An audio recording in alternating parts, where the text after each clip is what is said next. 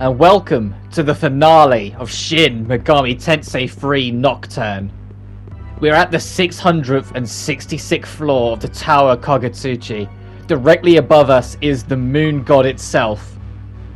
So we just need to go to the temples over here, place the 3 stones we collected from each of the 3 reason holders, and when we're ready, ascend to the final boss.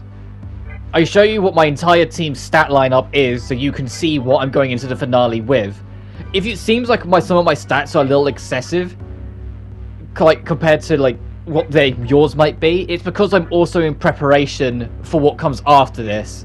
Because I'm going for the true demon ending, which means this final boss isn't the only thing we're doing. I showcased Pixie and Dante as well because I didn't know going into this. I knew I'd probably use Dante at some point, but I wasn't sure if I'd use Pixie as well as like a backup. So I showcased their stats as well, just in case I use them. I end up not using Pixie, but I do use Dante at one point. But when you are ready, come up here and place those 3 stones. Your Earth Stone, your Nether Stone, and your Heaven Stone. Each time you do, the pillar you do will light up, and will send a beacon up to Kagutsuchi. The Kagutsuchi, the moon that we have been working around, and everything in the game has been based with, is now right here. The shining glow of the god that is waiting to see a new planet be born. We are now going to meet it, but not as someone with a reason or representing a reason, but as a destroyer. By killing Kagutsuchi under the current path we are on, we will allow the entire universe to die. Not just this planet, the entire universe. Solely to prove our worth to stand alongside Lucifer in the final battle against the divine will. Literally, we are going to be with Lucifer fighting heaven. But we got to prove our worth one last time. So only when you are ready and everything you want to do is prepared, you've gone through all your stats, you've checked your items, only when you are truly ready, ride this up. The moment you click go, you are here until the credits roll. If you're going for any ending that isn't the true demon, or you played the original release of Nocturne that isn't of its future re-releases, this is the final boss of the entire game no matter what.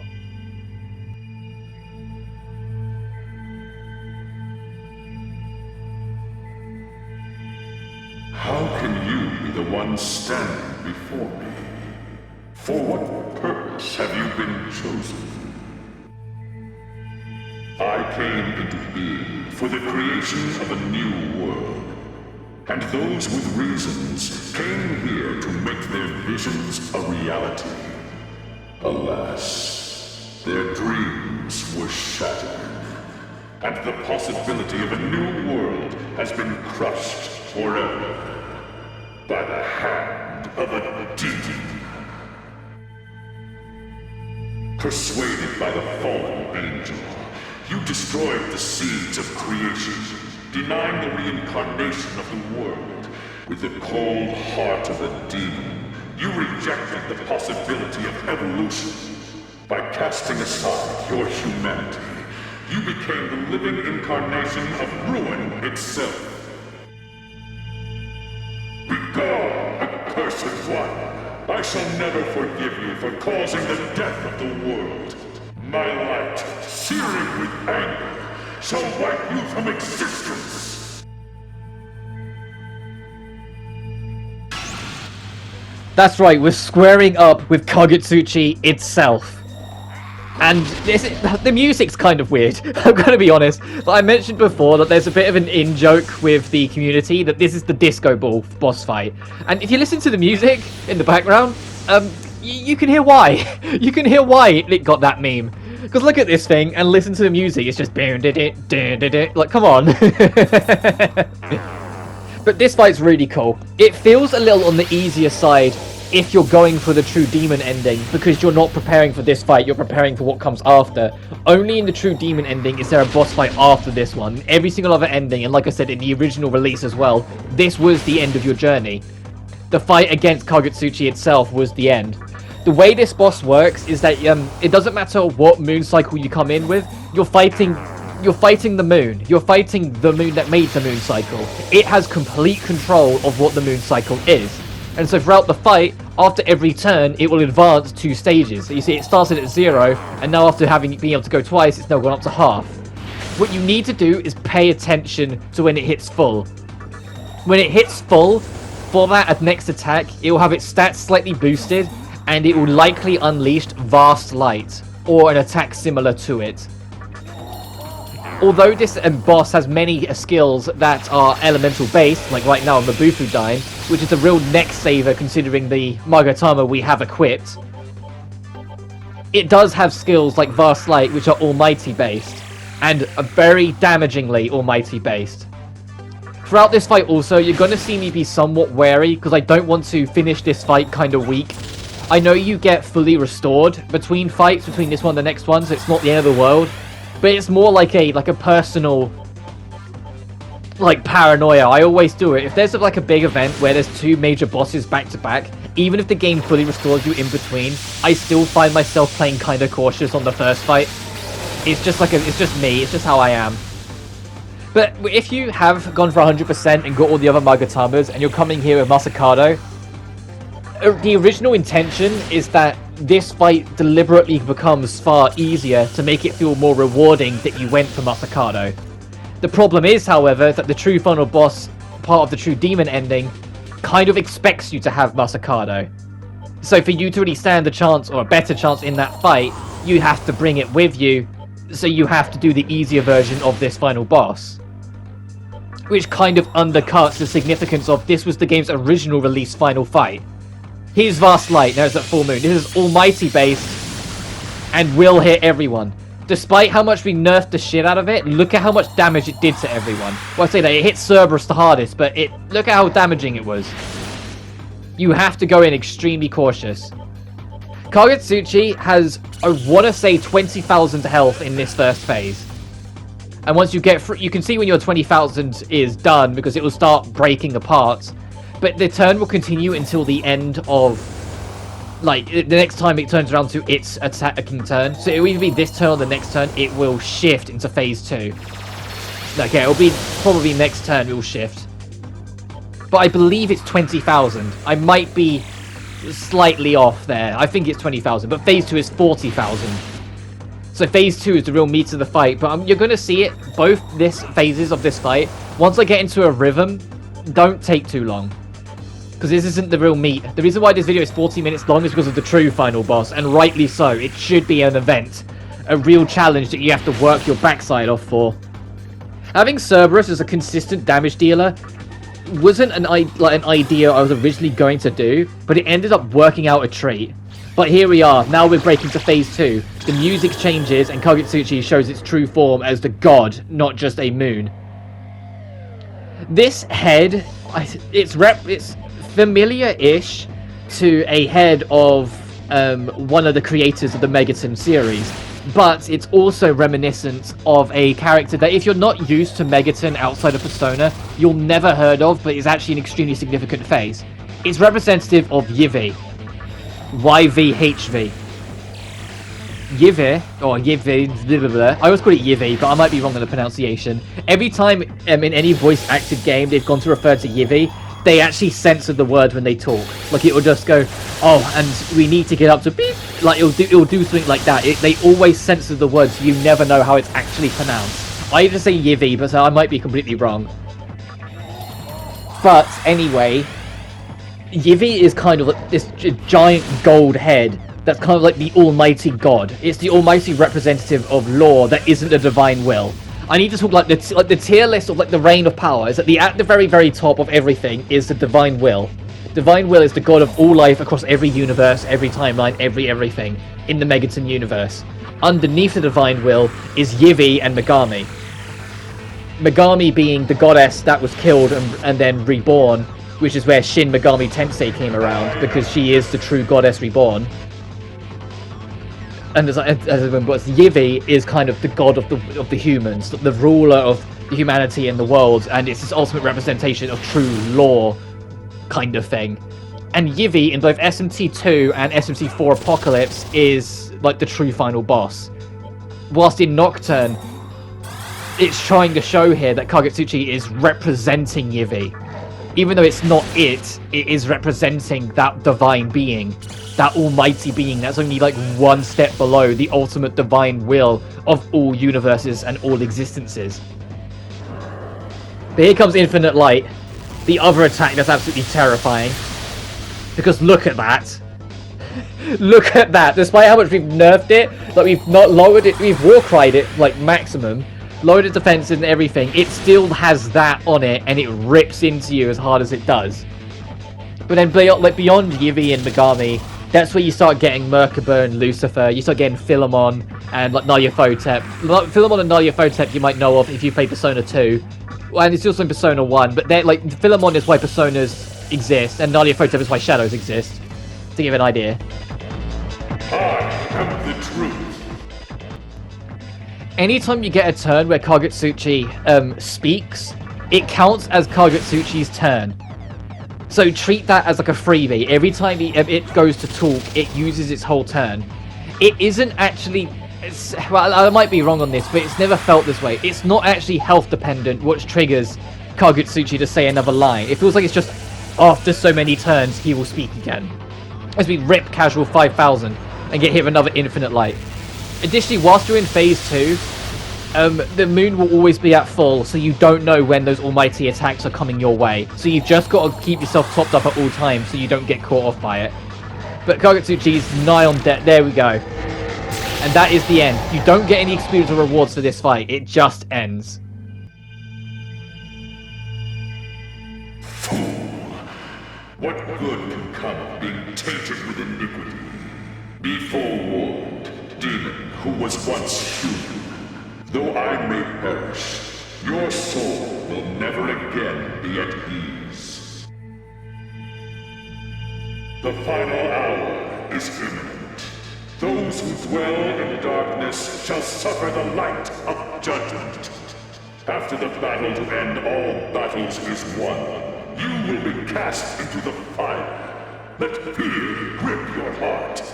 Because of your transgressions, you will be cursed for all eternity.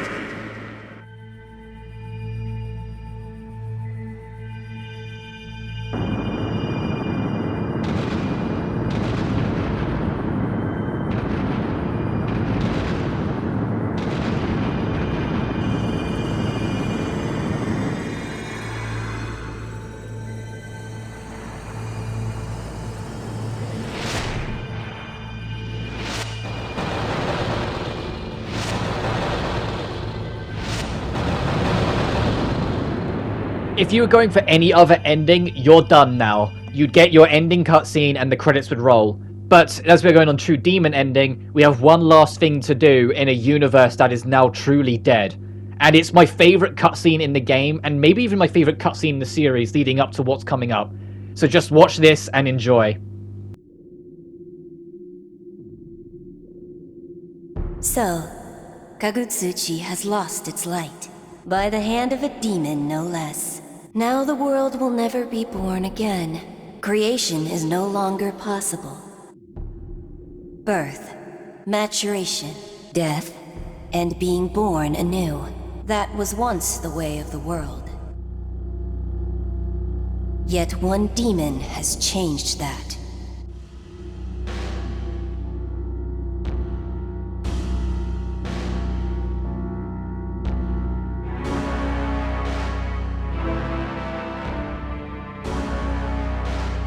The world is created, populated by mankind, and destroyed.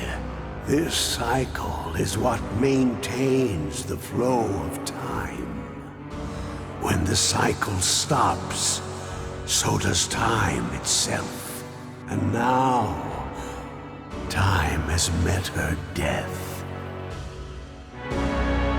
In place of the creation of the new world, a new power of darkness emerged, raining chaos, heaping death upon death.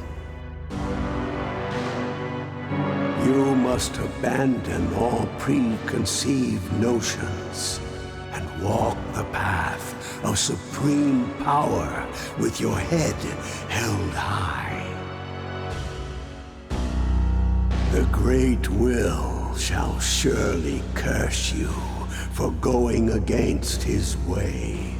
He will place a heavy burden of atonement on your shoulders, which you shall bear for all eternity.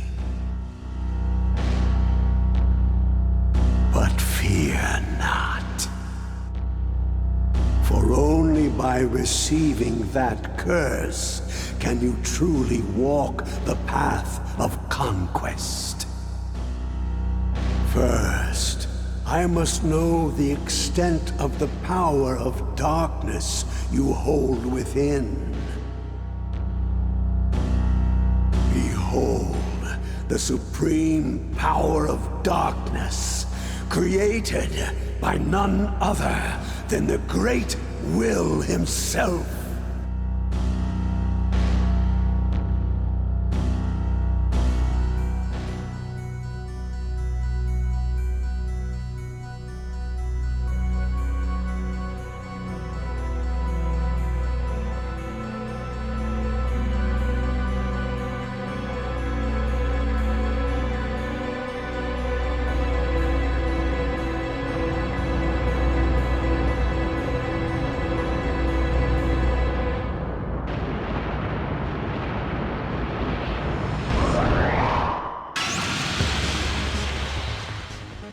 Exclusive to the True Demon ending, we get our real final boss. This is Lucifer. The Lucifer. With 66,666 HP.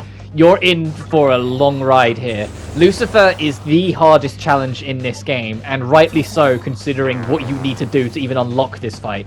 Considering we fought every fiend, considering that we've done the entirety of the Labyrinth of Amala, and like I said, although it's technically not required, we also got every single Magatama. We have 100%ed this game solely to access this fight.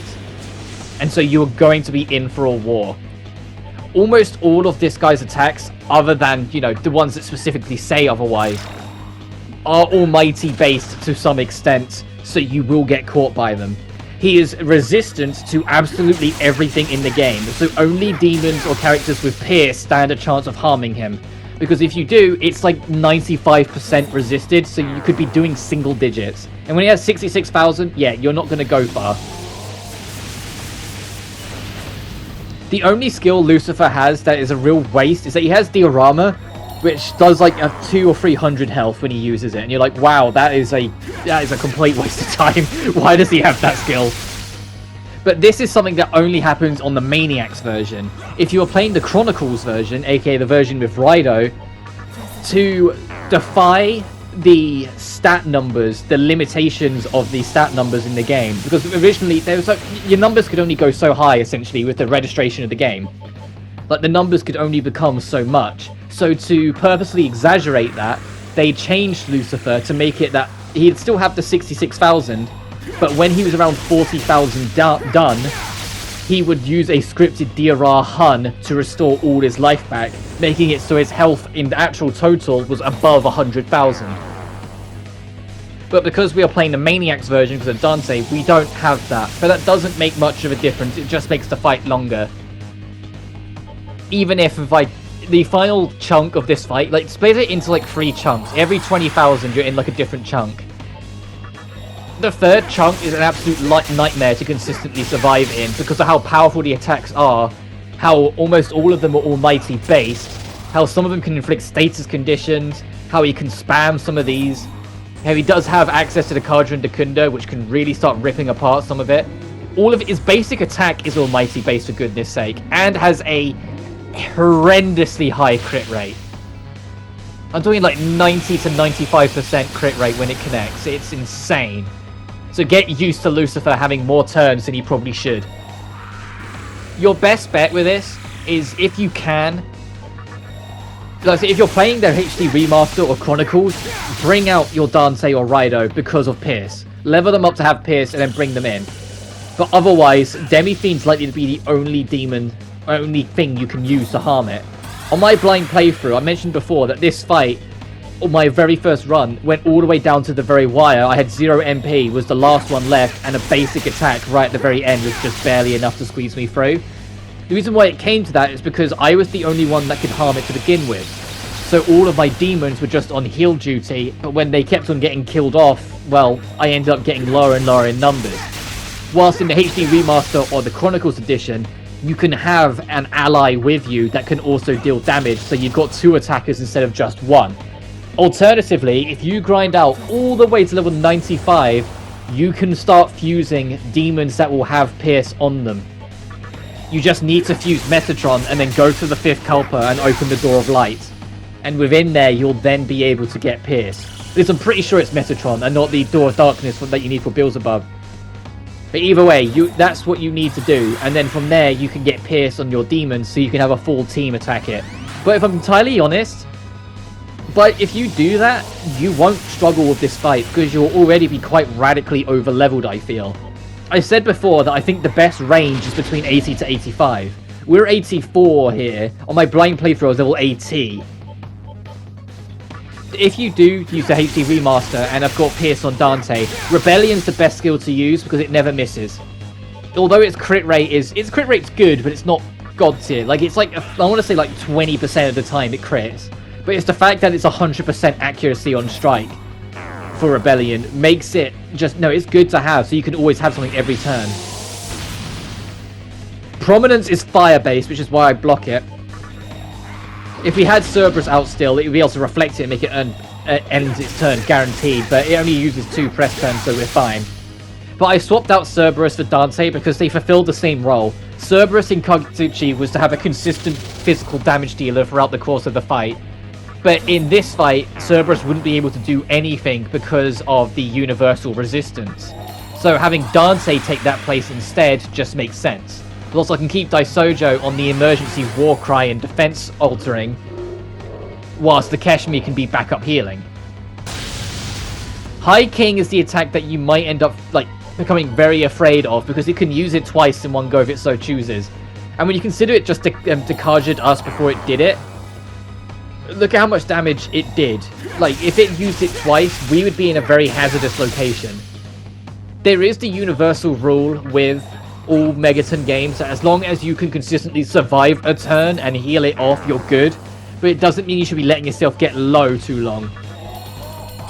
And what I mean is, in a lot of other games, getting hit hard to near death and having to have someone heal it tends to snowball in on itself to a point where you end up dying.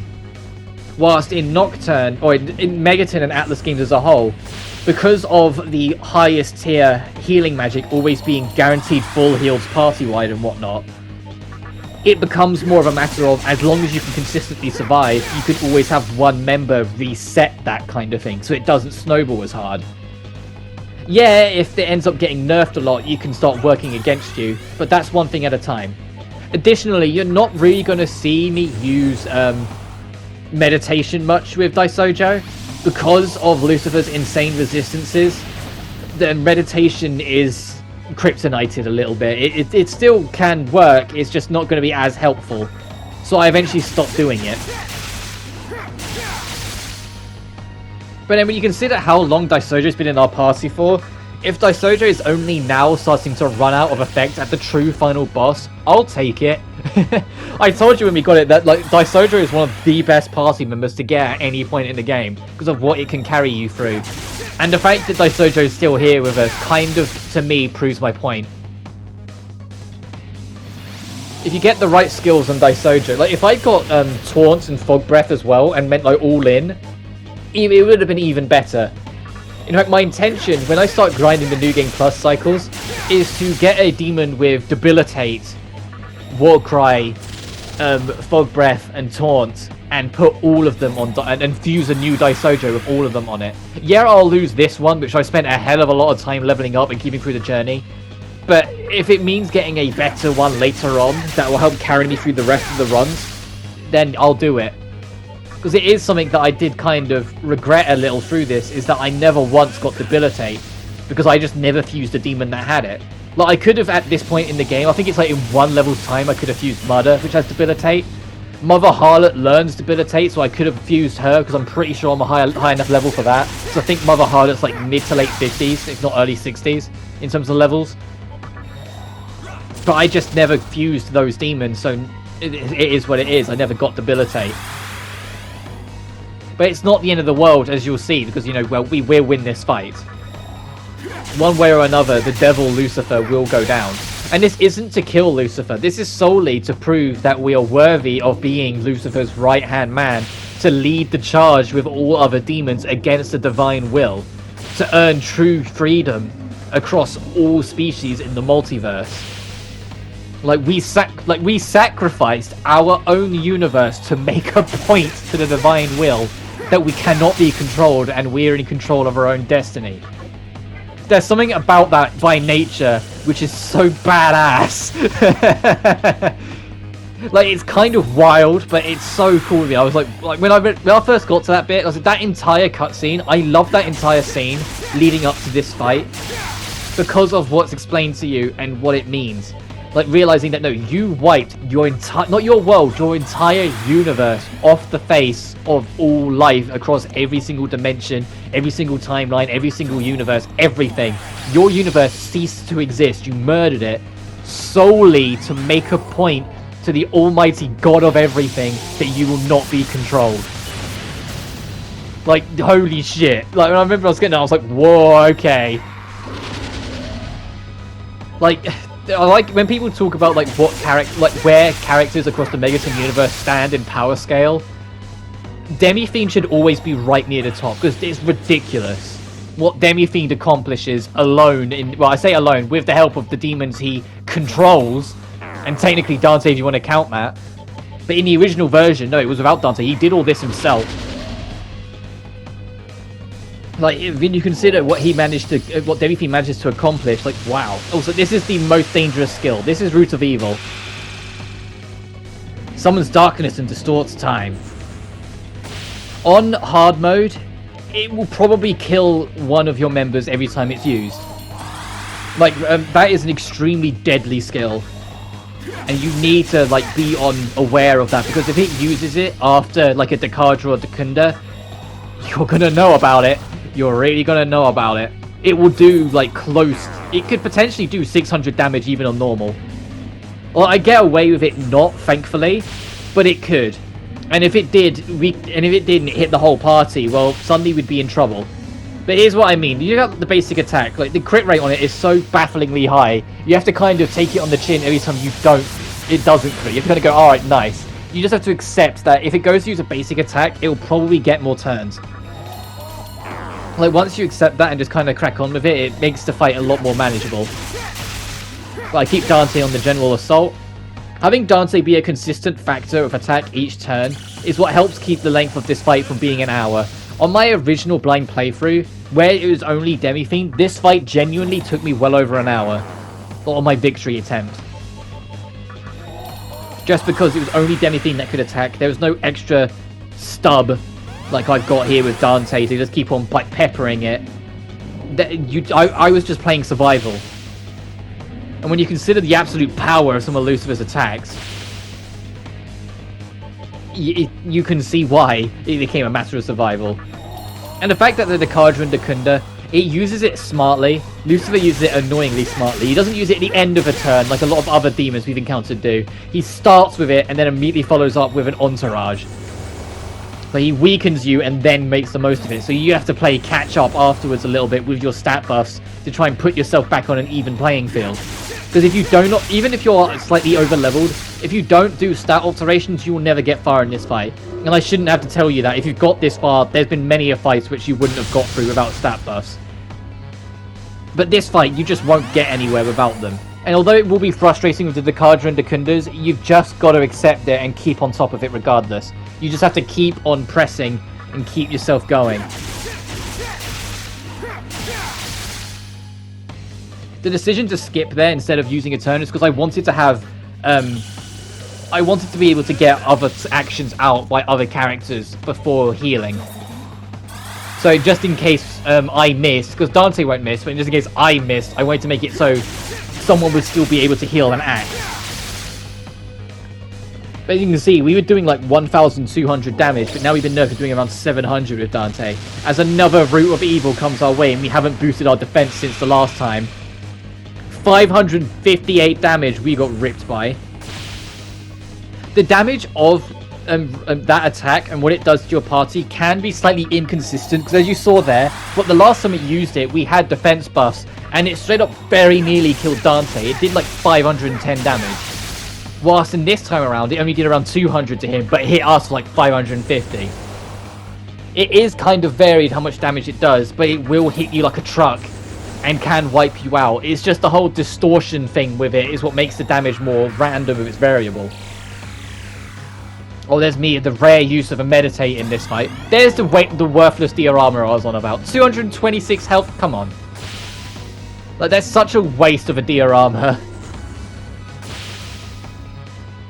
But in the Chronicles version, that is around where he will use the Arahan and get all of his health back. In the hard type mod, they don't make it so he has Diorama. They keep it so it's Diorama, but they make the effectiveness of Diorama around 1 to 2,000 instead. So it is actually a prominent thing to be aware of, instead of it being what it is here, where it's just a blip on the radar, like you don't give it a second thought. As yet another root of evil comes our way. He's going to start using it very often, and this is why on my blind playthrough it started getting very close, because that rips another hole in all of us, and it follows up with an attack and tries to kill Lakeshmi. If it got a crit there, it would have. If it got a crit, it probably would have got rid of Lakeshmi there. So that was a panic heal that you just saw there. That was me going, oh, I need to fix this now. But once it uses that diorama, take it as an indicator that you're around 2/3 done. So you are actually getting close. You're getting there. It's just everything that's going to come your way is just going to be harder and harder and harder. So you've got to really commit to the end to try and get through. Oh, I passed again. Oh, it's because I wanted to restore the Sojo's MP. Oh, I used a great chakra. I top up everyone. Wow. I wasn't fucking around when I was recording this. Evil Gleam is something you need to be wary of. It is a status condition based skill, and if it connects, he can follow it up with an attack that will instant kill whoever has a status condition.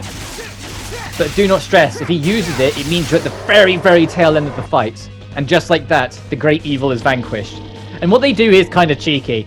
You can't carry your level into New Game Plus. There's no way to go back to a save after Lucifer. So they give you 65,000, but when you go into New Game Plus, your compendium carries over, but not your stats and level. So that was very cheeky of them that they do that. They're like, hey, here's a lot of experience you can't do anything with. But if you are at this point, if you have taken down Lucifer, congratulations. You have successfully completed the hardest path and the true ending of Shin Megami Tensei 3 Nocturne. We did it.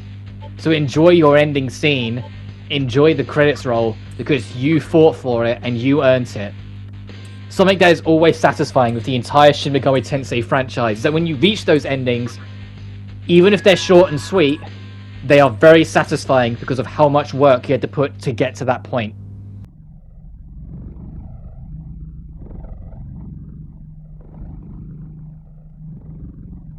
Well done. You've proven yourself with your awesome power.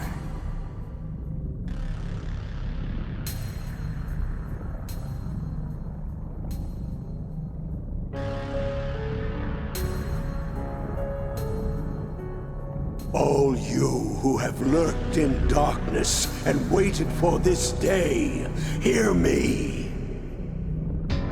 A new demon of darkness has been born. The time has come. Together, let us march onward.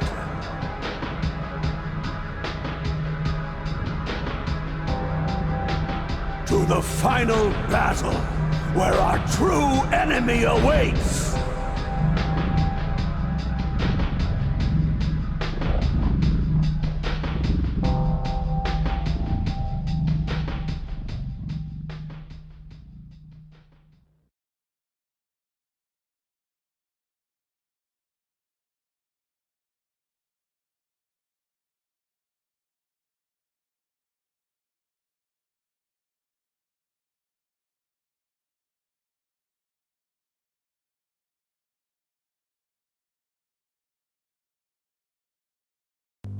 And just like that, the game ends. You do not get to see the final battle between Lucifer, Demi-Fiend, against the Divine Will.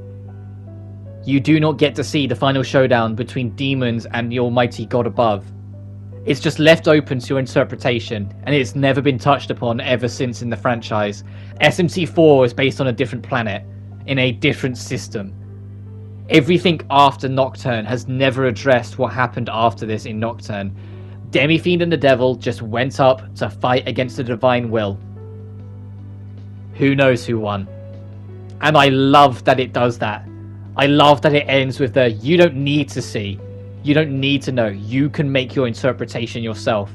You can sit there and go, well, look at absolutely everything else Demi-Fiend managed to accomplish. Would he have won the Divine Will fight? Maybe. Maybe. And that is it, though. That is, in its entirety, Shin Megami Tensei 3 Nocturne. Originally released in 2003 for the PlayStation 2, and was later remastered earlier this year for the PS4, the Nintendo Switch, and Steam. Although I really wouldn't recommend the Switch version from what I've been told and what I've seen. I love this game. I've mentioned at the start, this is my second favourite Atlus title, full stop. And the only reason it's second is because my all-time favourite is the one that kind of pulled me well and truly into the Megaton universe, which was Persona 4. So I have that childhood bias towards that. But I love Nocturne. I love everything it represents. I love everything it means. I love the philosophy. I love the discussion with its reasons. I love that you can stand with or against all of them. You can have that neutral, chaotic side of it. That there's the multiple endings with different routes, where your legacy of who you are as the Demi-Fiend starts as some blip that no one cares about, but near the end, everyone talks about you like you're a legend. Because you have this thing that's just been completely unstoppable throughout the entire journey. Nothing stops you. You've always won. You've always powered through every obstacle, and you did that. Not some game shenanigans, not some cutscene tomfoolery. You yourself, of your own might, powered through and did it all. Making it extremely satisfying to work through. And it's something that carries out throughout most of the Shin Megami Tensei franchise. You do it yourself. You don't get story convenience. I mean, it's like, oh, we managed to save the day because the plot says so. No, you saved the day, or you destroyed the universe in our instance, because you chose to, and you did it. And it just makes the end run so fascinating. When I first got here, I was just kind of in silence for the entire credits run, because I was just absorbing it all. It's been a very long time since, and then a long time since after, that a game's ever done that to me. Like, it's extremely rare for any kind of story to have that kind of impact on me, but this game did it. This game, I just sat here in silence as the absolutely legendary credits piece that's playing in the background carried on. It just did what it needed to for me, and pulled me in, and made Nocturne my second favorite Atlus title, and made it, in my opinion, the best one. Even if it's not my favorite, it is the best one in Legacy. And I'm glad that of all the games to remaster first from Atlus, they started with this. I know a lot of people were upset that it wasn't Persona 3, but there's a reason why this had a higher demand, and there's a reason why it came first. It's because this paved the path for everything that came afterwards for Atlus as a company. The demons you saw in this game were the template that every single Atlus title thereafter used. Digital Devil, Devil Summoner, Devil Survivor, Persona. Everything that came afterwards used the template and spine that Nocturne developed to make it. It is the origin, it is the alpha point, essentially, of the modern Atlus. And so, to see it get the respect it deserves almost in that sense, even if, yeah, some of it has aged, but a lot of that's just because of stuff that's come later has aged. Now, I've said before, in the original release, you didn't get to pick your demon skills. So, your demon skills are picked at random, so if you wanted to set skill on a demon, you were constantly clicking on the two demons you wanted to fuse, looking at the skill list. Didn't like it? You backed up twice until you went back a menu, clicked on the same two demons again, and it'd pick a new randomized selection, and you kept on doing that until you got what you wanted. Sometimes you'd spend hours doing it, just to get what you wanted. But I'm gonna wrap this up. Thank you so much for watching, and I hope I've convinced at least one of you to give this admittedly pretty damn tough game a try. It's a bit dated, it's a little older, it's a little out there, but it is beautiful, and I love it. When we meet, I will be covering yet another JRPG, but a much lighter-hearted and fair-going one. But as always, I will be taking a slight break beforehand, because this game took a hell of a lot of planning to get in place. But until then, God bless. You guys take care. God bless is kind of ironic considering what we just did. God bless. Take care. Stay safe. And I will see you guys when I see you. Goodbye.